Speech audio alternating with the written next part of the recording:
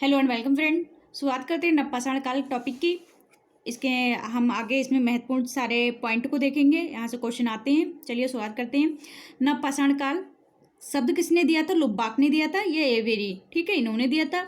नवपाषाण क्रांति शब्द, ये पूरा क्रांति जो नवपाषाण के आगे क्रांति लिखा हो, किसने दिया था? गार्डन चाइल्ड ने दिया था। और नवपाषाण के उपकरण को उत्तर भारत और दक्षिण भारत में खोजा गया। यहाँ पे उत्तर भारत में किसने खोज की थी? ले मैन्सूर ने। और दक्षिण भारत में की थी नेवेलियन फ्रेजर ने। आगे देखते हैं हम लोग। कृषि की शुरुआत हो चुकी थी नवपाषाण काल में। स्थायी जीवन आ गया था, यानी खाना बदोश से मनुष्य स्थायी जीवन व्यतीत करने लगा था। गाँव का विकास हो गया था, घर का विकास हो गया था। और घर कैसे पाए गए थे? आयताकार घर थे।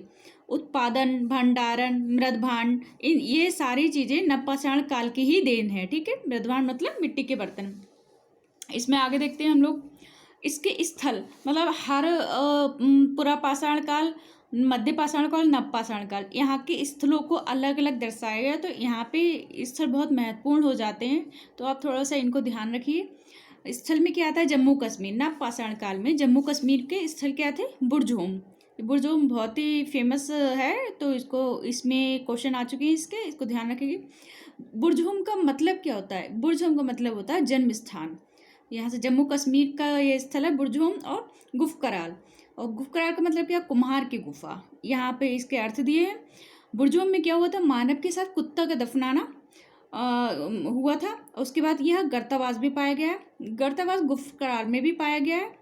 और यहाँ पे और क्या मिला था? हड्डी के उपकरण मिले थे, सिलवट्टा मिला था यहाँ, और सुइयाँ मिली थी, यानी कि जम्मू कश्मीर में मिली थी। नवपाषाण काल के स्थल है। आगे देखते हैं बलूचिस्तान। बलूचिस्तान यानी कि मेहरगढ़, एक बहुत ही फेमस स्थल है ये। मेहरगढ़ कहाँ पड़ता है? बलूचिस्तान में पड़ता है। यहाँ क्या हुआ था? यहाँ पे हम देखते हैं कृषि के साक्ष्य पाए गए मेहरगढ़ में। उसके बाद भैंस पालन के साक्ष्य मिले हैं मेहरगढ़ में। गेहूँ, जौ, कपास, गेहूँ और जौ, उसके बाद कपास की खेती, ये सारे मेहरगढ़ से संबंधित हैं। फिर देखते हैं यूपी का इलाहाबाद। ठीक है, इसमें तीन स्थल पाए गए हैं। कोल्डिहवा, चौपानी मांडू और महगढ़ा। महदहा नहीं है, ये दहा दूसरा वाला था, एक गढ़ा है। ठीक है, यहाँ पे इसको थोड़ा सा ध्यान रखिए।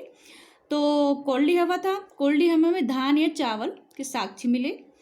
तांबा और लोहा, और ये तांबा, लोहा और नवपाषाण संस्कृति कहाँ पे, कौन से से जानी जाती है? यानी तीनों जो मिली हैं वो नवपाषाण काल में ही आ गए थे तीनों। तांबा तो पहले ही आ गया था, फिर लोहा भी था, उसके बाद नवपाषाण संस्कृति से संबंधित हो गए थे तीनों। चौपानी मांडो प्राचीन बर्तन के साक्ष्य यहाँ पाए गए हैं। बर्तन के जो सबसे प्राचीन जो साक्ष्य है वो चौपानी मांडो में पाए गए हैं। मैगड़ा में क्या था? गौशाला के साक्ष्य मिले हैं यहाँ। धान और जौ के भी साक्ष्य मिले हैं यहाँ पे। ठीक है, और गोलाकार झोपड़ी, यानी कि जो गोलाकार जो झोपड़ियाँ होती थी वह, उसके साक्ष्य महगढ़ा में मिले हैं। बिहार का आगे हम देखते हैं अन्य स्थल क्या है। बिहार का चिरांद, बिहार का स्थल है चिरांद। यहाँ से क्या मिला? हड्डी के उपकरण मिले हैं। और जो किसके थे? हड्डी किसकी थी? हिरन की हड्डी के उपकरण मिले हैं। ठीक है, और अब बंगाल का कोई क्षेत्र अभी समझ यहाँ पे मुझे दिखाई नहीं दिया, आप अगर आपको पता हो तो बताना। उसके बाद असम है। असम में का भी नहीं है। आंध्र प्रदेश, उतनूर और नागार्जुन। यहाँ उतनूर से राग का टीला मिला है। वहीं तमिलनाडु का है पोचमपल्ली।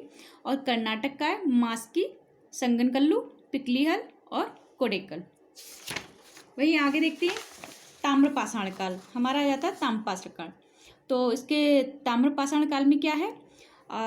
इसको दो भागों में बांटा गया है।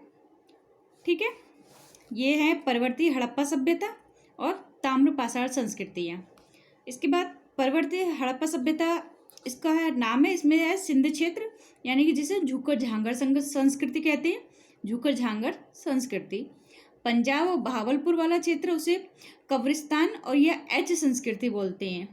एच कब्रिस्तान संस्कृति बोलते हैं।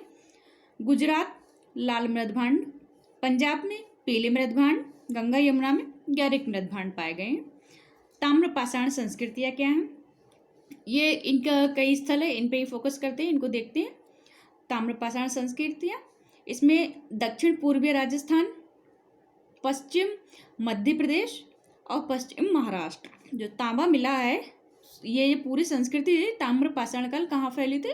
दक्षिण पूर्वी राजस्थान, पश्चिम मध्य प्रदेश और पश्चिम महाराष्ट्र। और तो आगे यहाँ से ही हम देखते हैं, ये 3 स्थल हो गए। उसके बाद हमारा आ जाता है दक्षिण पूर्वी राजस्थान। यहाँ से बनास नदी, और बनास नदी में ही की बनास नदी थी, और उसकी संस्कृति को कहते थे आहार संस्कृति।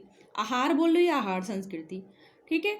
उसके बाद आहार को 3 जगह बांटा गया है, आहार, गिलुंद और बालाथल। इसके स्थल हैं आहार संस्कृति के, जो कहाँ थी? बनास नदी की तरफ पड़ती थी। और हमारा आ जाता है फिर पश्चिम मध्य प्रदेश। यहाँ पे नर्मदा नदी थी। इसकी कौन सी संस्कृति है? मालवा संस्कृति। इसकी पश्चिम मध्य प्रदेश की संस्कृति है नर्मदा नदी वाली, मालवा संस्कृति। और कायथा संस्कृति, कायथा संस्कृति को बाकणकर ने खोज की थी। और इन दोनों को हम देखते हैं तो मालवा के स्थल कौन से हो जाते हैं? मालवा, नागदा और नवदा टोली। इसका नाम दिया था संकालिया ने उत्खनन किया था, यहाँ नवदा टोली का करवाया था यहाँ पे, ठीक है। ये 3 स्थल मालवा के हैं। और कायथा के कौन से स्थल है? एरण है, त्रिपुरी है और उज्जैनी इसके स्थल है। ये सबसे पुरानी जो संस्कृति अगर मानी जाएगी, ताम्र पाषाण में सबसे पुरानी संस्कृति पूछे तो यही हमारी होगी कायथा संस्कृति। ये क्वेश्चन बन चुका है, इसको ध्यान रखना, इसलिए मैंने यहाँ पे नोट कर दिया है। सबसे लास्ट में आता है फिर पश्चिम महाराष्ट्र वाली क्षेत्र है, उसकी संस्कृति जोरवे संस्कृति, ठीक है। इसको यहाँ पे देखिए आप, जोरवे संस्कृति है जो 1400 से 700 तक की है। ये BC वाला है, ठीक है। इसमें भी 3 स्थल पाए गए हैं, अहमदनगर, धुले और पुणे। जिसमें पुणे में इनाम गांव है स्थल, चंदौली है, सोनगांव है और नासिक है। वहीं धुले का है प्रकाश स्थल।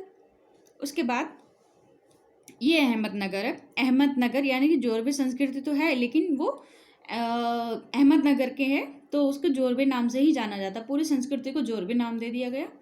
और इसमें जोरवे है, दैमाबाद है और नेवासा है, ठीक है। आगे हम देखते हैं, अब इन जो स्थल पाए गए उनकी कुछ विशेषताएं हैं, उसको हम यहाँ पे देख लेते हैं क्या क्या विशेषताएं हैं। जैसे आहार, जो उदयपुर वाला क्षेत्र है आज का, तो वहाँ पे क्या क्या चीज़ें मिली थी? तांबे के उपकरण मिले हैं, सबसे ज़्यादा तांबे के उपकरण मिले हैं वहाँ, ठीक है। ताम्रवती, इसलिए इसका नाम पड़ गया ताम्रवती। कपड़े की महत्वपूर्ण छपाई के ठप्पे मिले हैं यहाँ पे आहार में। रंगाई और छपाई उद्योग फेमस था यहाँ पे आहार संस्कृति में। उसके बाद पत्थरों के घर मिले हैं और बड़ी बस्तियाँ मिली हैं, बड़ी बड़ी बस्तियाँ मिली हैं और पत्थरों के घर यहाँ पे आहार में फेमस थे। वहीं गिलुंद में क्या था? ये चित्तौड़ वाला एरिया है आज का। पत्थर के उपकरण मिले हैं यहाँ से, अग्निकुंड के साक्ष्य मिले हैं। ताम्र पाषाण संस्कृति की ये बातें हैं पूरी, इसको याद रखिए कि कहाँ से क्या मिला है। कंफ्यूज बिल्कुल मत होइए नवपाषाण काल के स्थलों में और इसके स्थलों में, या फिर कौन से साक्ष्य कहाँ मिले हैं। तो ये ताम्र संस्कृति से संबंधित है। बाकी ईंटों के साक्ष्य मिले हैं यहाँ पे गिलुंद से। मालवा संस्कृति से क्या मिला है? यहाँ से मिला है उत्कृष्ट कोटि के मृदभांड, मतलब बहुत अच्छे काले लाल रंग के जो मिले हैं मृदभांड, मिट्टी के बर्तन, वो यहीं से मिले हैं मालवा से। चरखा के साक्ष्य मालवा से मिला है। और बिरसब की पूजा, ठीक है, ये भी मालवा से मिली है। आगे हम देखते हैं नवदा टोली। नवदा टोली से मिला है अनाजों की किस्में मिली हैं। अनाजों की बहुत सारी किस्में मिली और ढेर भी मिली है अनाजों के नवदा टोली से। ग्रामीण बस्ती, सबसे बड़ी ग्रामीण बस्ती नवदा टोली से मिली है।